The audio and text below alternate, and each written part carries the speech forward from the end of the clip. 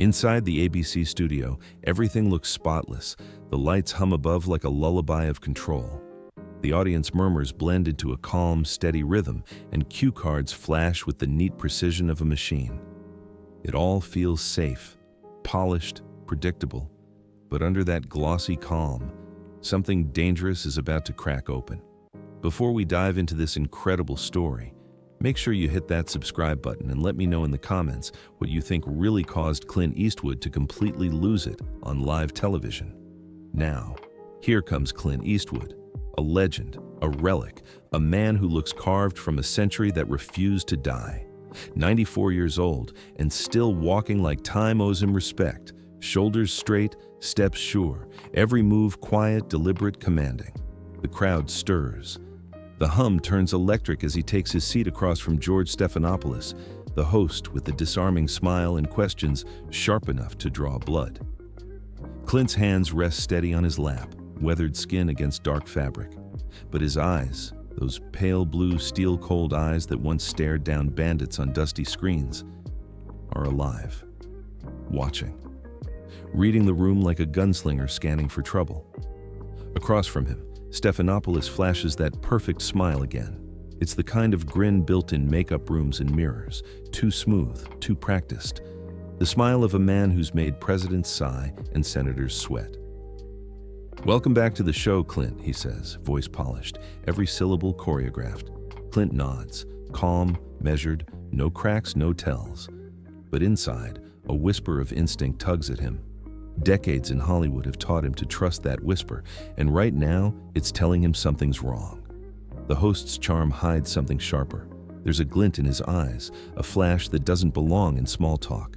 The red camera lights blink alive. Applause erupts on cue, bright and empty. To the audience, it's routine. Another late-night legend, another polished promo. But under that glow, the temperature drops. Something unseen coils tight between two men who know this won't stay polite for long. Stephanopoulos begins, voice warm but laced with tension.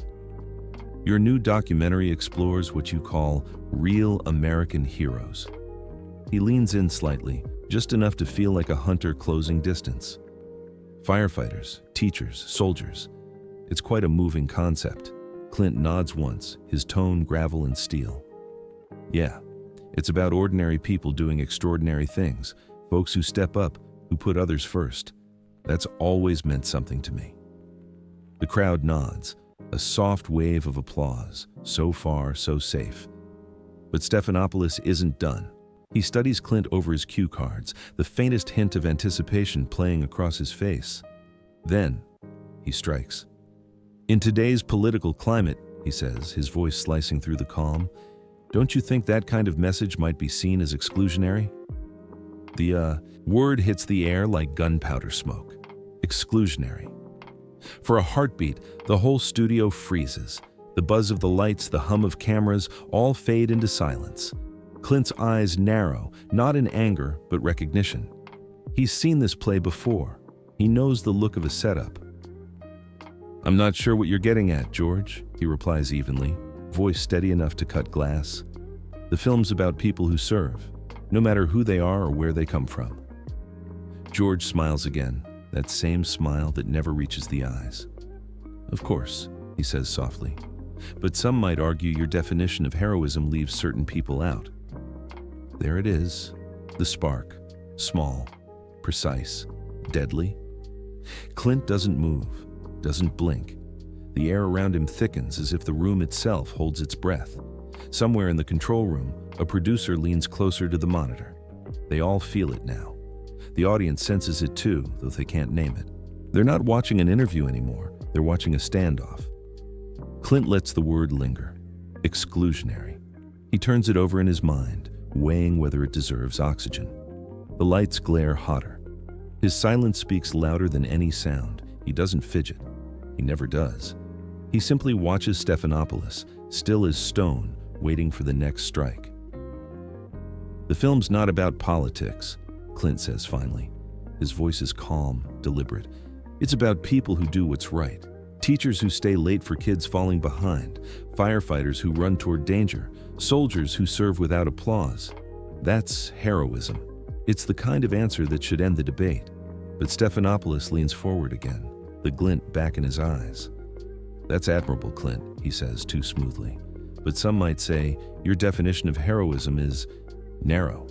You've expressed strong opinions about certain leaders and movements that claim to fight for equality. Doesn't that make your perspective a little complicated?" A low murmur ripples through the audience. The air feels tighter now. Clint shifts slightly in his seat, the smallest move, but it speaks volumes. His hands stay still, yet his jaw tightens. "I've got opinions," he says. "So does everyone, but that doesn't change the point of the film. It's about decency, sacrifice, doing what's right when no one's watching." George nods slowly, like a man reeling in a fish. "Right," he murmurs. "But context matters, doesn't it? You've had moments over the years, like that night at the Republican National Convention. The empty chair. The crowd reacts, a few gasps, some whispers. Even the camera crew pauses. Clint's face stays still, but something flickers behind his eyes, a mix of disbelief and warning. "That was commentary," he says. "I've never pretended to be anything but a storyteller with opinions. I don't speak for anyone but myself."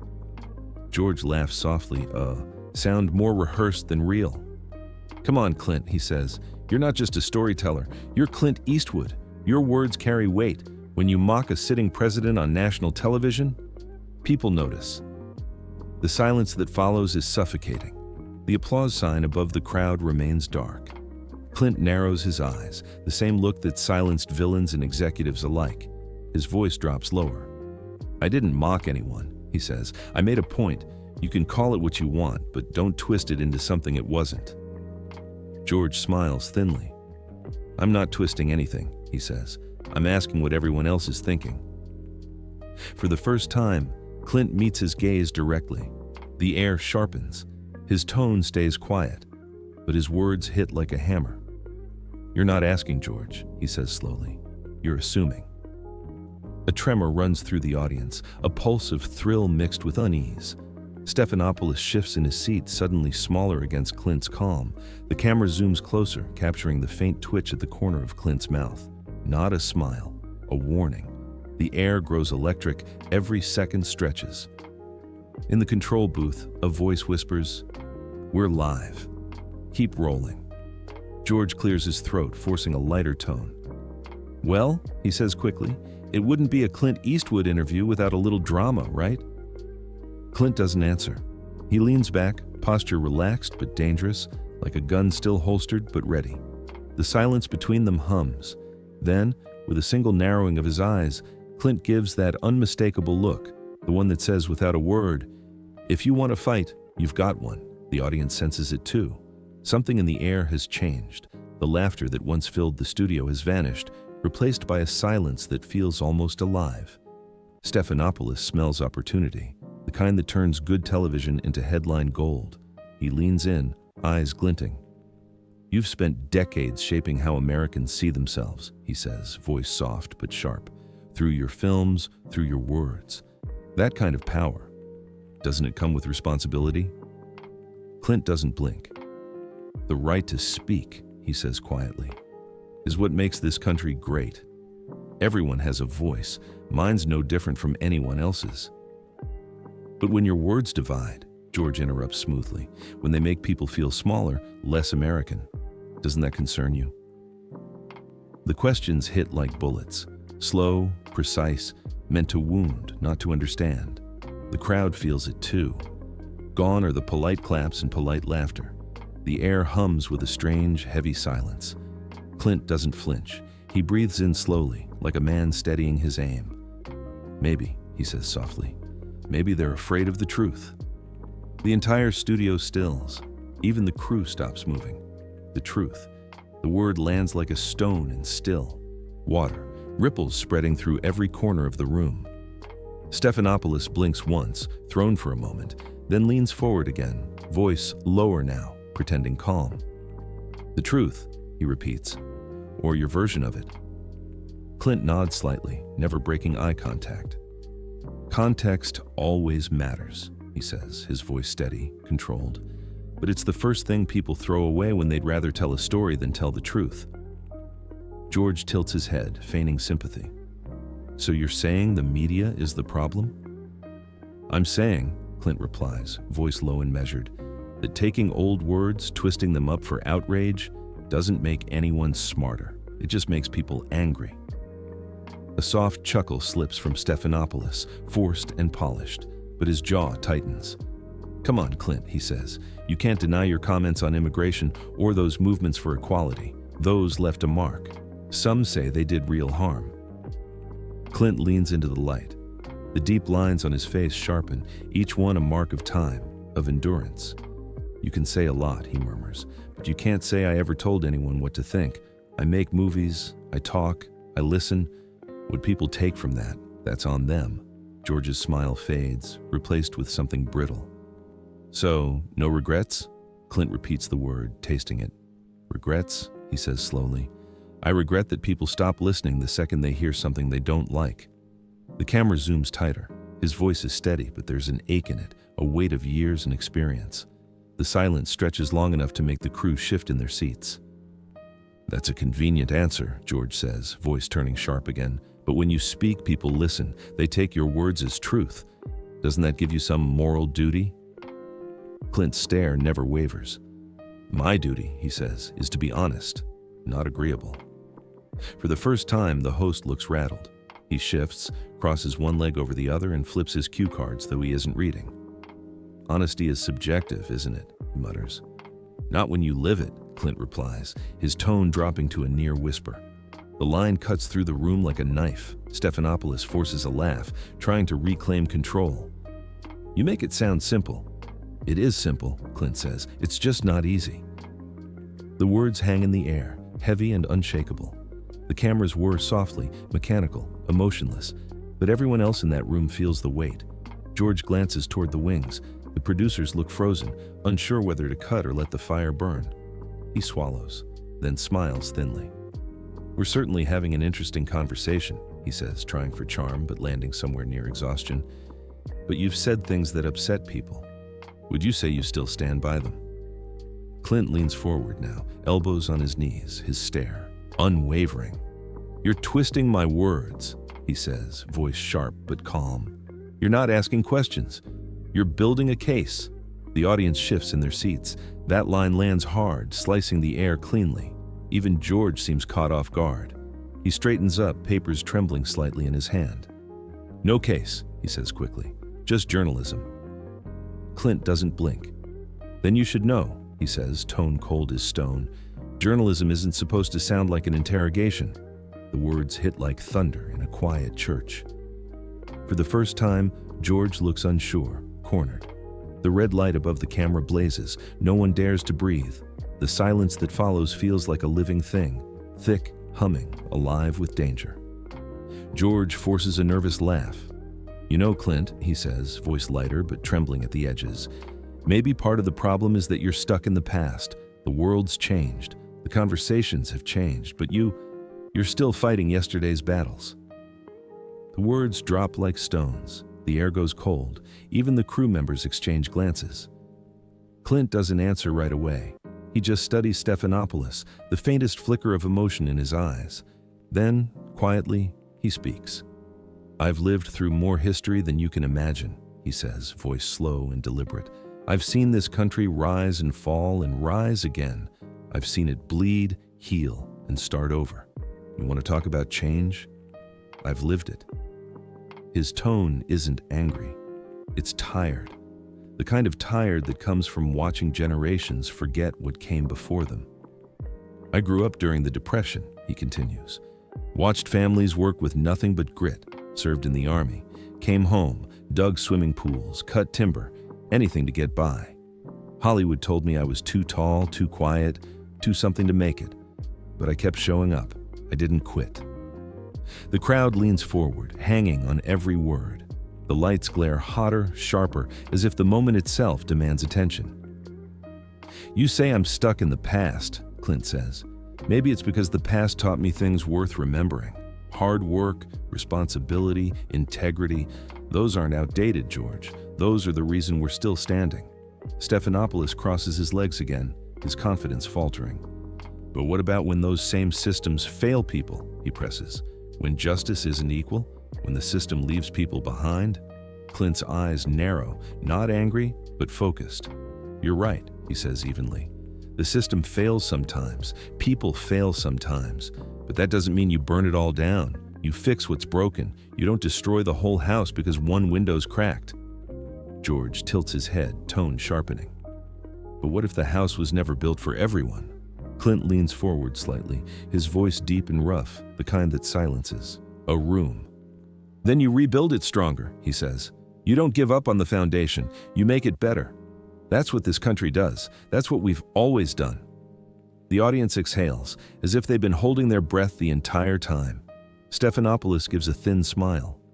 You make it sound easy, he says, but to many people, it's not that simple.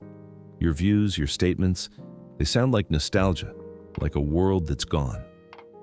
Clint chuckles softly, low and knowing. Left behind by progress, he repeats. Son, I was making movies about redemption and second chances before you finish college. Don't talk to me about progress. I've lived it. The crowd murmurs, half in shock, half in admiration. Stephanopoulos straightens, his smile tightening again. Still, he says quickly, your views often clash with modern America. Modern America, Clint replies coldly. You mean the one where people shout instead of listen? Where truth takes a backseat to ratings? That's not progress, George. That's noise. Stephanopoulos stiffens, his polished calm starting to crumble. This isn't about ratings, he snaps. It's about accountability. You have a platform, Clint. You can't just show up and talk about heroism without being challenged on what that means. Clint's voice lowers, a whisper that slices sharper than any shout. You didn't bring me here to talk about heroism, he says. You brought me here under false pretenses. The words drop like dynamite. The crowd gasps. Somewhere in the control room, a producer swears under his breath, hands frozen above the switchboard. George tries to recover, leaning forward. I'm just doing my job, he insists. Clint shakes his head slowly. No, you're putting on a performance. This isn't journalism, it's theater. You're not interviewing me, you're auditioning for outrage.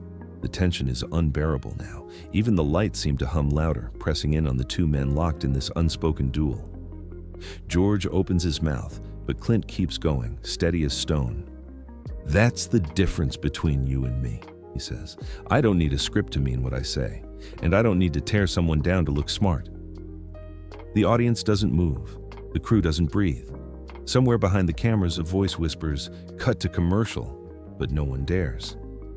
Clint folds his hands, his voice dropping to a near murmur. Principles don't change just because fashion does. The room is silent. The red camera light glows like an unblinking eye, recording history as it happens. George blinks, his composure slipping. That's a serious accusation, Clint, he says tightly. Are you suggesting I've been dishonest? Clint's expression doesn't waver. I'm not suggesting, he says. I'm saying it.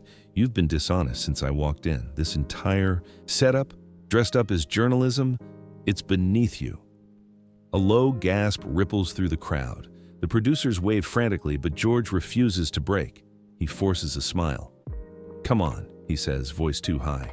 This isn't an ambush. You came here voluntarily. You knew there'd be questions.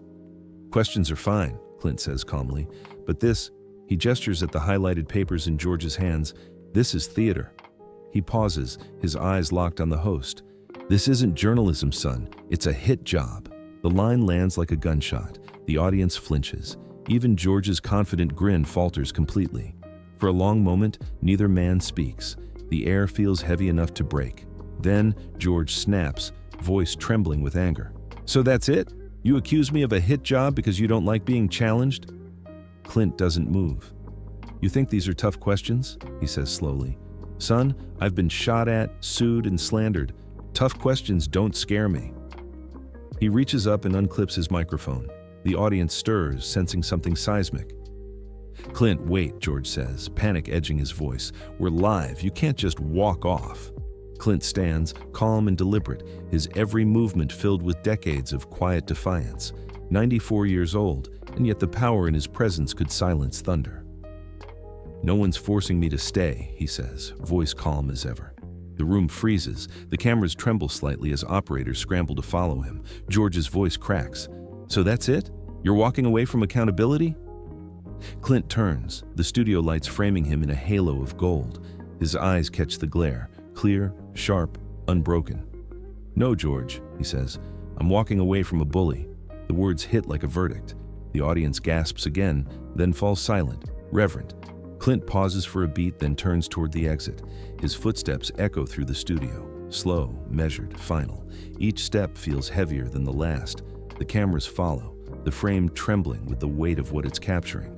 George calls after him, voice strained and desperate. You can't just walk away, Clint. This isn't how the conversation ends. Clint stops at the edge of the stage, half turned, the light catching every line of his face. For a moment, the silence feels holy. He looks back. Conversation ended, he says quietly, when you stopped listening. And then he walks off, no anger, no dramatics, just that legendary stride, slow, steady, final. The boom operator lowers his mic. The director's hand hovers over the switchboard. No one moves until the heavy studio door shuts behind him with a sound that echoes like a gunshot. George sits there, motionless. His script lies scattered, his control gone. He stares into the camera, the red light still burning, the silence heavier than applause. The audience stays. Frozen at first, then slowly a few claps begin. Tentative, unsure, then more, until the room fills with soft, honest applause. Not for drama, not for spectacle, but for truth. Or behind the scenes, producers whisper about damage control, about headlines, about fallout. But no one stops the broadcast. The empty chair remains in frame, bathed in light. The microphone rests coiled on the seat like the aftermath of something sacred. The camera lingers, almost understanding that something irreversible has happened. No music, no transition, just silence and that empty chair. For a long moment, the truth hangs there. In trying to corner a legend, the host had cornered himself. George finally clears his throat. We'll be right back, he says softly, his voice cracked, small. But the screen doesn't fade. The director lets the shot linger because some moments don't need editing. The chair glows beneath the stage lights, empty but powerful. The legend has left, and yet somehow his presence still fills the room. That night, something remarkable happens, not in fury or fireworks, but in silence. A man walked away from the noise and left the truth behind him. Integrity didn't lose. It simply stood up and left the stage.